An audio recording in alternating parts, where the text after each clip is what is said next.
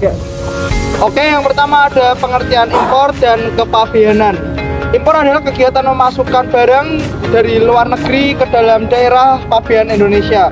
Barang impor ini akan dikenakan bea masuk dan pajak sesuai ketentuan hukum yang berlaku.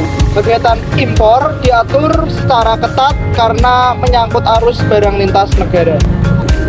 Kepabean sendiri adalah segala sesuatu yang berhubungan dengan pengawasan lalu lintas barang yang masuk atau keluar daerah pabean serta pemungutan bea masuk dan bea keluar. Disinilah peran Direktorat Jenderal Bea dan Cukai dalam kurung DJBC sangat penting. Direktorat Jenderal Bea dan Cukai merupakan unit eselon 1 Kementerian Keuangan yang memiliki tanggung jawab serta peran yang sangat penting bagi perlindungan masyarakat terhadap masuknya barang-barang berbahaya, mendukung industri dalam negeri untuk bersaing di pasar internasional, memberantas penyelundupan, dan menunjang penerimaan negara dari sektor bea masuk, pajak dalam rangka impor, dan cukai.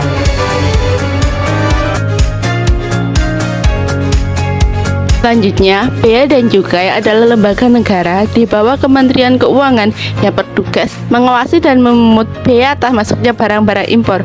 Fungsinya adalah menjaga batas ekonomi dan melindungi masyarakat dari barang-barang ilegal.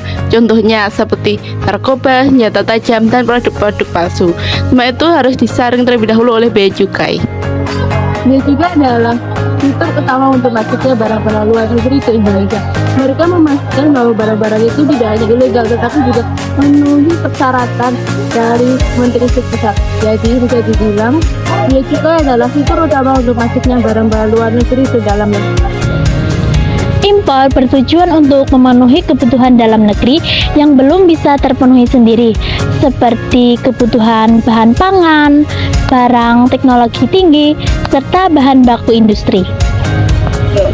Impor juga bertujuan untuk menjaga stabilitas harga, meningkatkan produktivitas industri, dan menyediakan barang yang dibutuhkan oleh masyarakat luas dengan kualitas yang lebih baik dan harga yang lebih terjangkau. Selanjutnya ada prosedur impor. Prosedur impor dilakukan di kawasan pabean seperti pelabuhan dan bandara. Di sanalah barang akan dibongkar, diperiksa, dan diselesaikan administrasi bea cukainya. Importir wajib membuat pemberitahuan pabean untuk menyampaikan dokumen PC 1.1 hingga 2.0 dan membayar bea masuk serta impor pajak sebelum barang dapat dikeluarkan secara legal dari kawasan pabean. Berikut beberapa dokumen penting dalam sebuah kegiatan impor. Yang pertama, ada pemberitahuan impor barang atau juga yang biasa disebut dengan PIB. Yang kedua, ada invoice. Yang ketiga, ada packing list. Dan keempat, ada bill of lading serta dokumen perizinan seperti IT dan juga NPIK. Nah, dokumen-dokumen ini diperiksa oleh Bea Cukai sebagai dasar perhitungan bea masuk dan validasi bahwa barang yang masuk sudah sesuai regulasi nasional.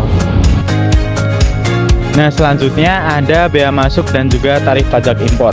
Bea masuk adalah pungutan dari negara terhadap barang-barang yang akan diimpor. Besarnya pungutan ini ditentukan tergantung dari klasifikasi barang sesuai yang tercantum dalam buku Tarif Kepabeanan Indonesia atau BTKI. Selain bea masuk, ada juga pajak dalam rangka impor seperti PPN impor, PPh impor, dan juga PPNBM jika berlaku. Semua biaya ini dibayarkan atau diserahkan kepada negara sebelum barang-barang ini mulai dilepas ke pasar. Bea Cukai menerapkan sistem pengawasan berbasis risiko dan jalur untuk mempercepat proses dan mengurangi kecurangan. Semakin tinggi risikonya, semakin ketat pengawasannya. Sementara itu, semua proses kini terintegrasi secara digital melalui Indonesia National Single Window atau yang disebut INSW yang menyederhanakan koordinasi antar instansi. Pada tahun 2024, Indonesia mengimpor beras dari Vietnam dan Thailand untuk mengatasi kekurangan stok akibat fenomena El Nino. Impor ini dilakukan untuk menjaga ketersediaan dan harga beras di pasar. Dalam pelaksanaannya, Bea Cukai mengawasi secara ketat proses pemasukan, pemeriksaan dokumen, hingga pengeluaran barang dari kawasan pabean untuk mencegah penyelundupan atau manipulasi volume barang. Impor merupakan bagian penting dalam sistem ekonomi nasional.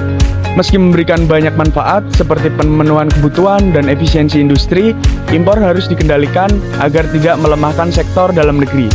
Peran Bea Cukai sangat vital dalam memastikan semua prosedur impor berjalan sesuai dengan aturan.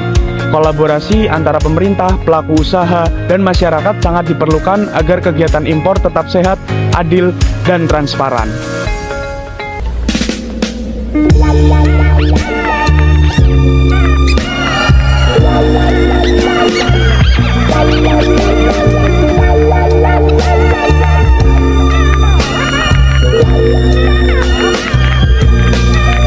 I'm so tired of playing with this bow and arrow. Gonna give my heart away.